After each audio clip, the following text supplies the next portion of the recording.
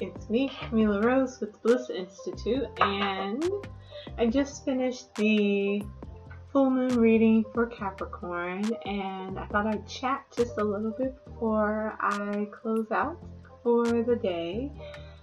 And I just wanted to talk about this full moon energy. It is a eclipse, and it is between our wonderful, beautiful, we love them, Capricorn and Cancer energy, the divine masculine, the divine feminine. I was reading up on ancient astrology, or maybe not ancient is best, but one interpretation, the old interpretation of astrology. And it was speaking about the houses, and it was speaking about the energy related to the signs in the houses and how that shifted and evolved over time, and how fourth house energy, which is generally thought of as associated with Cancer energy, has now become about the divine feminine and the home and things like that, and how originally it was geared a little bit more towards the divine masculine and the idea about how land and material goods are transferred through the masculine, which was a shift from how they were originally done, and how Capricorn energy is about how we're seen in the world and the work that we do, and how that makes sense when you look at a astrology chart and you have the ascendant. So going to be what astrological sign is on the horizon at the time in which you were born, and then you have the houses, and they go first, second, third, fourth, and it goes around to the 12th. Well, when you're looking at houses from that standpoint, from a different standpoint, it was really, the sun rises in the east and it sets in the west. So really you would be starting at the ascendant and moving backwards. So, or what we would think of as backwards. So through the 12th house, 11th, 10th, 9th, 8th, 7th. And then at the descendant line between the 8th house and the 7th house, the 8th house being inheritance, being death, being things associated with the taboo leading to death or to transformational experiences, and then dropping into the 7th house to take a look at our partnerships and about what we're here to kind of like clean up in this underworld space. Makes a lot of sense. So as we move into this energy of the full moon coming up on Saturday, July 4th here in the US, we're really going to be taking a look at how we relate to this energy of the divine masculine and the divine feminine. And so a partnership between cardinal earth and cardinal water, and how they relate and speak to each other. The two energies that I work with the most in relationship to Cancer and to Capricorn would be Isis or Auset and Inanna. And so with Isis, we see a divine mother, a very feminine energy, but her relationship with the divine masculine is very complicated. It comes across in various different myths and legends and stories, whether it's between her partnership with Osiris, or if it's between her relationship with her son, Horus the Younger, if it's between Set, one of the brothers, if it's between her relationship with the masculine is varied and has many different elements with it. And then we also have her relationship with the other feminine energies, with her sister Nephis and her role as a goddess of more what we would see as darker underworld energies.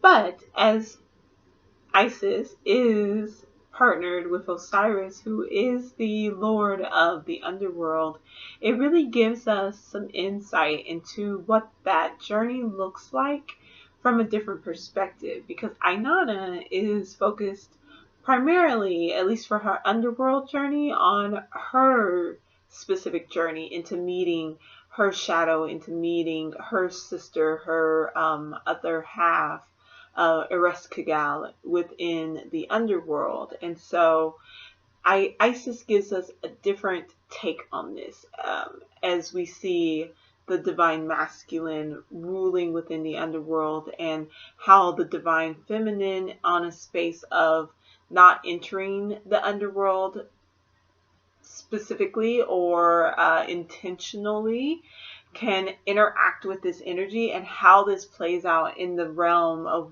what we're doing when we are here still on this physical plane. And so we have Isis, who, when she's working to recover the missing body parts of Osiris and putting him back together to birth Horus, then we see her continuing to try to nurture and to grow and to support Horus, and then still experiencing that conflict between the divine masculine and the properties of acquisition, of trying to to take power, coming from that energy of Set.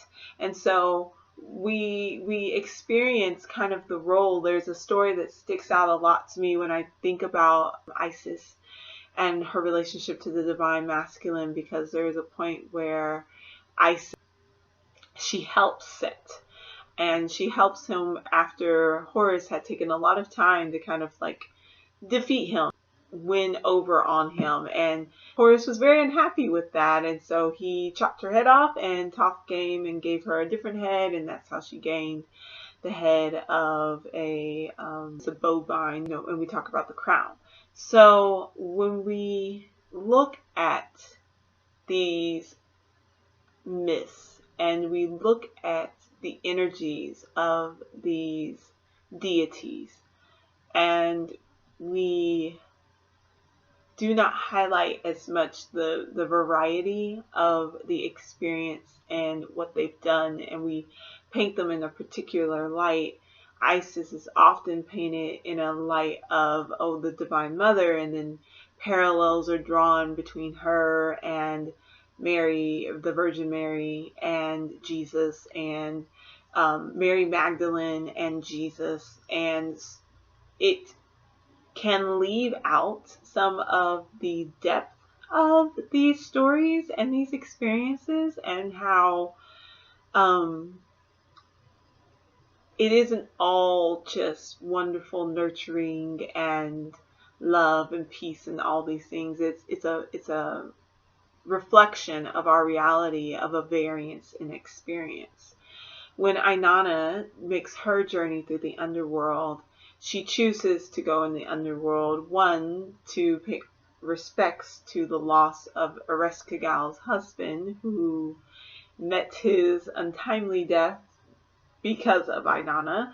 So Inanna goes down to pay respects to that, but she also goes with an understanding of what the underworld is and what that means, and that when we enter the underworld, it is understood that once you go in, you're not coming back. No one returns from the underworld without a price being paid.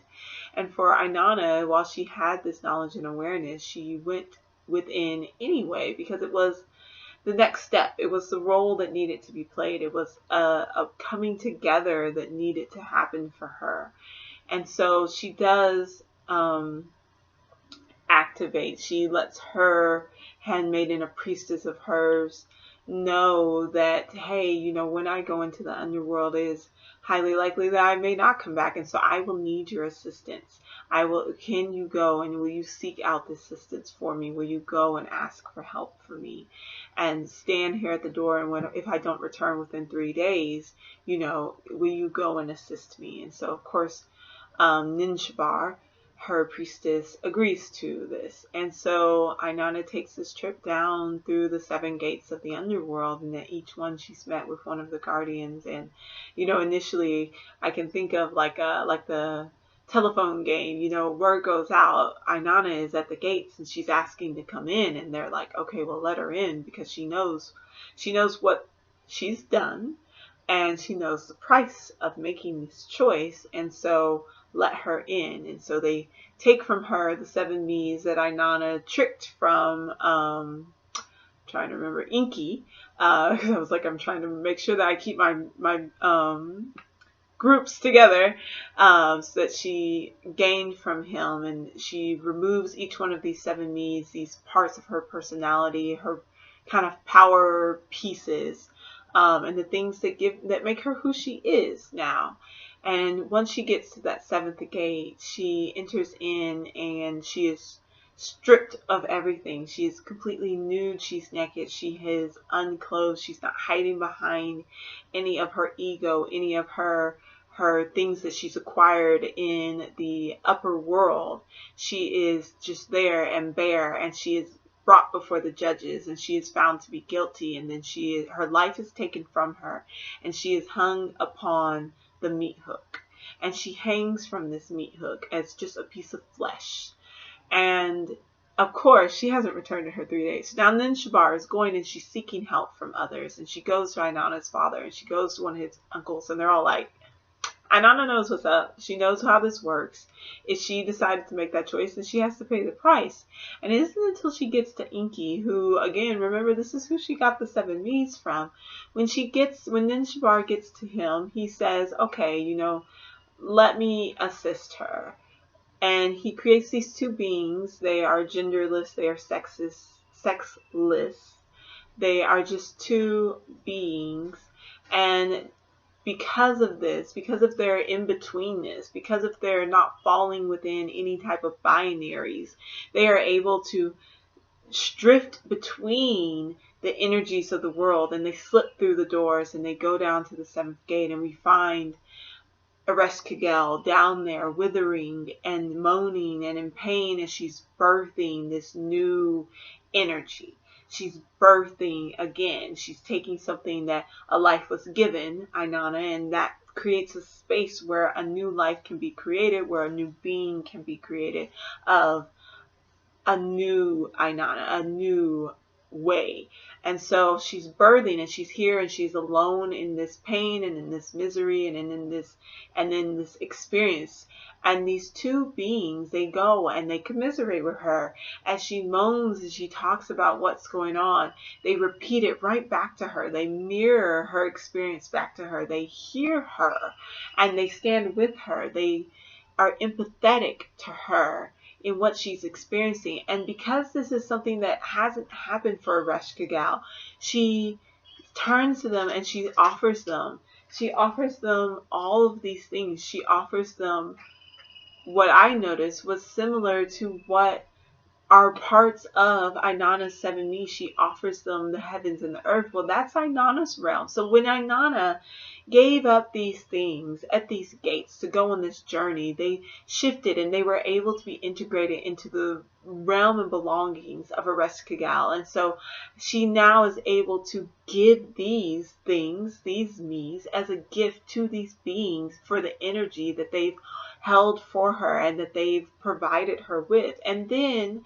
we see that they say that they don't want any of that. All they want is the body of Inanna, which is still hanging on the hook. And so Ereshkigal says, you can have it. And as they're down there, Inky gave them the waters and the bread of life, the energy, the emotion, the subconscious, the energy of water, of life-giving, of newness. And the bread, the earth, the physicality, the bringing this energy back to the form, back to the body of a lifeless physical thing, and giving something back to that. And Inanna was reborn. So through this journey, we see how it's very different from an understanding and discussion of the underworld taken in and seen. Look at the kitty. Taken in and seen by Isis. And yet it is similar in that it is both. It is both and we're always experiencing both and, not either or.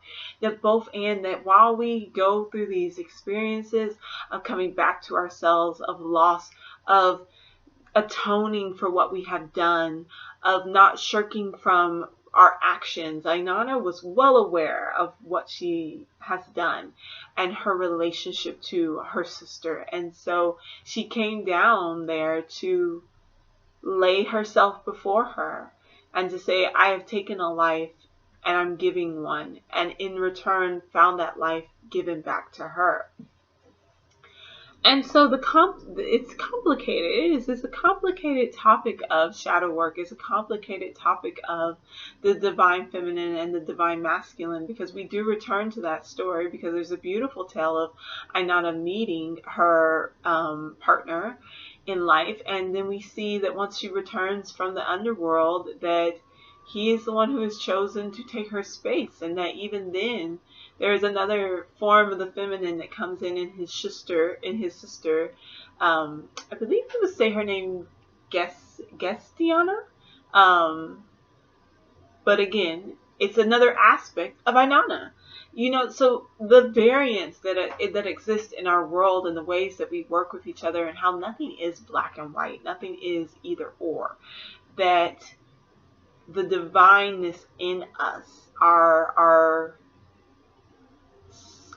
being that is sacred, and the way that it interacts with all these different energies that are available to us, gives us a great variance in life. And so as we work with this energy of the full moon, I think it is wise to remember the journeys that have happened before us, and the wisdom that we can gain from these myths and these stories, from Isis and the work that she did, and how it impacted her, and in Inanna and what she experienced and how this impacted her, and how our shadow work can look very different even when we are going through energetically similar experiences.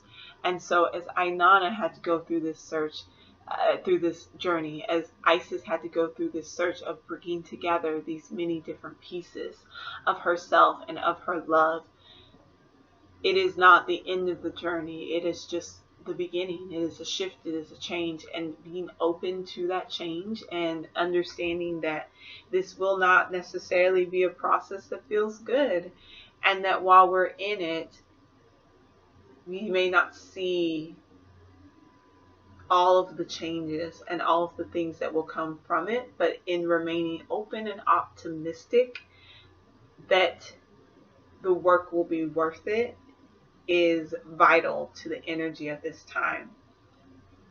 I think that the full moon will be a volatile space. I think there's a lot of energy going on, and as they are oppositional energies, they are trying to find a way and see how they work together. And in knowing that these are energies of transformation and of shifting, of new beginnings, that's a starting point. And how do we do that work emotionally and in the subconscious? And how do we do that work practically? How do we do that work here in this space, in this world, and now? And then eventually we will shift into the energy of fall, and we will shift how we think about and how we mentally organize and create paradigms around our world. And this will bring together and bring to light some of the relationship between the energy of cardinal fire and cardinal air, and how we prepare to enter the cocoon of our subconscious and of transformation, and how we break out of that cocoon later on. So, happy full moon. It would be wise to spend some time in water if that is available to you. Even a wonderful shower is great in cleansing. It is great to drink a lot of water and to take that in. Make sure you stay hydrated. It is also great to take note of your behaviors at this time, and to see what are feeding you and what are not. What role do you play in all of this, and in how you interact and what you are a part of in this world? And to take a look at what it is that you understand as your great work, what you're here to do, what you're here to bring, and how it is that's functioning. And in understanding that, I think about Isis often, and how she is this wonderful being and energy, and yet she made choices and did things that others didn't agree with, but that were the right choice for her, that she thought made sense, and how she in turn experienced consequences related to these decisions. And that is something that can be a reality that to sit. So being mindful. Being mindful. Really good. Really great during this time. Set some intentions. It's always good to set some intentions. It's always good to rest. Rest is amazing. It's a wonderful way to take care of ourselves. And the best that you can do is to just sometimes sit and say, yeah, this happened. I did this. This is what's going on. And to see where you can move forward from there. So, happy full moon. Good luck. Love you guys. Go ahead and comment down below your thoughts about this full moon and what's going on and what you think will come from this. Go ahead and like this video. Subscribe to my channel for more. I will honestly be getting back to doing more reviews and some more, maybe some lighter topic notes. I actually think I'm going to rewatch Atlantis, The Lost Empire, so I might do like a retro review to cover that film. I also will be talking about Attack on Titan because we're at the end, and I want to dig into some things there that I think are very relatable as a modern myth and story to what is occurring at this time. So, love y'all. Have a great one. Bye.